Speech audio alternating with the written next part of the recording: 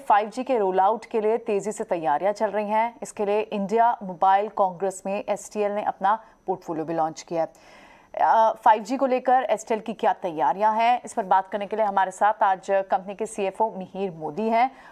Welcome to ET now स्वदेश mister Modi. सबसे पहले आप से आगे की क्या डायरेक्शंस होनी चाहिए, क्या आपका रोड मैप है, इस पर थोड़ी सी डायरेक्शन चाहेंगे। Thank you Priyanka. बिल्कुल हम पूरी तैयारी से हमने अपने प्रोडक्ट्स लॉन्च किए हुए हैं।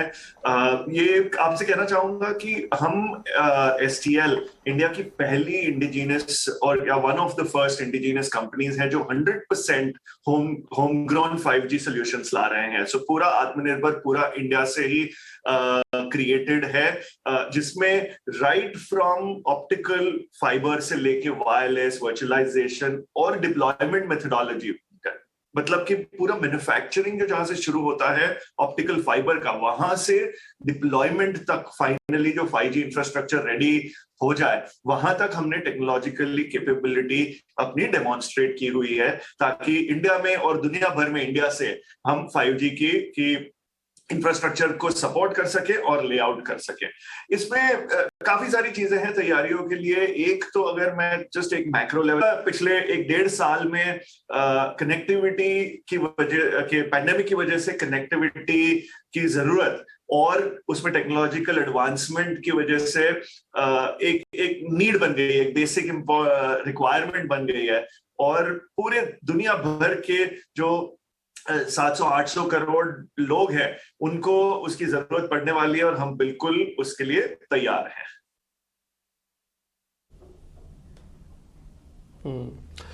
मिस्टर मोदी, पहले तो बहुत शुक्रिया ET नाउ स्वदेश को समय देने के लिए। आपकी ऑर्डर बुक में चेक कर रहा था, करीब 10,000 करोड़ से ज़्यादा की ऑर्डर बुक है, और मेरे को लगता है 50% ऑर्डर बुक तो आप इसी फाइनेंशियल ईयर में कंप्लीट कर भी देंगे। एक बार जरा सर इसका स्टेटस मेरे को बताएंगे ऑर्डर बुक का, इस समय कितना है? इस ऑर्डर बुक में हाई एंड मार्जिन वाले कितने ऑर्डर्स होंगे? हमारी, आपने बिल्कुल सही कहा, 11,000 से भी ज्यादा करोड़ के ऑर्डर बुक हैं। इसमें करीब 25% की जो ऑर्डर बुक है वो हमारी मेंटेनेंस की ऑर्डर बुक है। दैट मीन्स कि नेक्स्ट 2 से समझिए 7-8 साल तक इसका एक रेवेन्यू स्ट्रीम, जो एन्युइटी कहते हैं, उस तरीके से आता रहेगा, क्योंकि ये मेंटेनेंस के ऑर्डर्स हैं और इसमें मार्जिन सबसे ज्यादा रहता है। हालांकि बाकी का जो 75% है 8,000 करोड़ के करीब, उसमें भी मार्जिन रीजनेबल है। जो हमने जो बताया है स्ट्रीट को और मीडिया को कि हमारा EBITDA मार्जिन 17 से 18% रहेगा, बिल्कुल हमारे जो ऑर्डर बुक है उसमें मार्जिन कंफर्टेबली उतना मार्जिन हमें मिल पाएगा।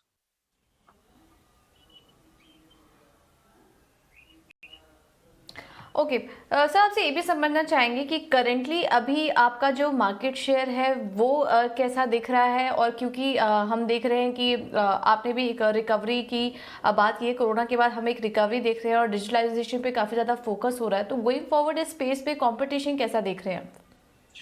कंपटीशन काफी तेज है, लेकिन हम अभी जिस ओवर द लास्ट 3 साल तक जो हमने R&D किया हुआ है, जो हमने टेक्नोलॉजिकल इनोवेशंस किए हैं, उसके बैक पे, उसके बेसिस पे STL एक लेवल तक पहुंच गया है जो हम बिल्कुल इन कंपटीशन को हेड ऑन ले सके और अपना एक बना सके, अपना एक प्रेजेंस इंडिया में और दुनिया भर में। अगर मैं स्पेसिफिक बात करूं मार्केट शेयर की, तो यूरोप में हम ऑलरेडी यूरोप मार्केट में 25% हमारा मार्केट शेयर है on non China products and business. So we are moving, हम काफी अच्छी तरीके से और तेज आगे बढ़ रहे हैं। यूरोप में हमने झंडा गाड़ दिया अगर मैं कहूं तो, और अब हम आगे US में भी एक्सपैंड करने की कोशिश कर रहे हैं। एक दूसरे तरीके से देखा जाए तो हमारी फाइबर कैपेसिटी, जो एक कैपेसिटी के शेयर की बात करें तो करीब 50 मिलियन तक, और एक वर्ल्ड कैपेसिटी है 10% of the world capacity in fibre हो जाएगा। तो अलग अलग तरीके हैं, बट एक चीज कहना चाहूंगा कि हमारे जो हमने पिछले कुछ सालों से हमने जो इन्वेस्टमेंट्स किए हैं कैपेसिटी, क्या माने, यानी सबसे ज्यादा जो रेवेन्यू का जो चंक आता है वो यूरोपियन कंट्रीज से ही आता है? अभी अभी बिल्कुल यूरोप, so हमने इंडिया से शुरू किया था और यूरोप साथ साथ काफी बढ़ चुका है और इंडिया और यूरोप करीब करीब बैलेंस्ड हैं अभी। लेकिन हम जब आगे देखें तो यूएस और यूरोप पे हमारा फोकस रहेगा, वो मार्केट्स हम वहां पे ज्यादा ग्रोथ मिलेगा और इंडिया भी ग्रो कंटिन्यू करता रहेगा। तो अगर बैलेंस की बात करें तो यूएस और यूरोप से काफी रेवेन्यू का बड़ा सा चंक आएगा। मिस्टर मोदी, क्योंकि आप 5G की लीडर कंपनीज में से एक है, इंडिया भी बहुत अवेट कर रहा है कि 5G सर्विसेज अच्छे से रोल आउट हो जाएं। क्योंकि आप इसी बिजनेस में हैं तो आप बहुत अच्छे से बता पाएंगे इंडिया में 5G सर्विसेज का ऑपरेशनली बेहतर तरीके से लोगों तक कब तक मिल सकती हैं। सरकार कह रही है कि अप्रैल के बाद हम देने के लिए तैयार है। आपका अपना असेसमेंट क्या कहता है, भारत में 5G पे मोबाइल टेलीविजन कब से चलने शुरू हो जाएंगे? सो टेस्ट तो शुरू हो ही गए हैं, प्री कमर्शियल ट्रायल्स जो कहते हैं वो शुरू हो गए हैं। गवर्नमेंट भी जैसे ही आपने कहा कि तैयार है अप्रैल में। इसको मेरे ख्याल से एक 12 महीने से 18 महीने का वक्त लगेगा। तब तक मुझे पूरा यकीन है कि उसकी शुरुआत हो जाएगी। उसको पूरा देश भर में फैलने के लिए और समय लगेगा, 2-3 साल लगेंगे, लेकिन मुझे पूरा यकीन है कि 12 महीने के करीब करीब ये पूरा शुरुआत हो जाएगी 5G के कमर्शियल अवेलेबिलिटी की। सभी यही चाहते हैं कि गवर्नमेंट बिल्कुल उसे पुश कर रही है, टेलीकॉम कंपनीज कर रही हैं, हम बिल्कुल टेलीकॉम कंपनीज के साथ कोशिश मिलके कर रहे हैं कि जल्द से जल्द उनको तैयार किया जाए, रेडी किया जाए, उनके बैकहॉल के साथ उनको फाइबर लगा के और स्मॉल सेल्स पूरे डिप्लॉय करके। तो ये सारी कोशिशें चल रही हैं हर पार्ट ऑफ द इकोसिस्टम में, गवर्नमेंट से लेके डिप्लॉयमेंट तक। मुझे पूरा यकीन है कि ये जल्द से जल्द हो जाएगा।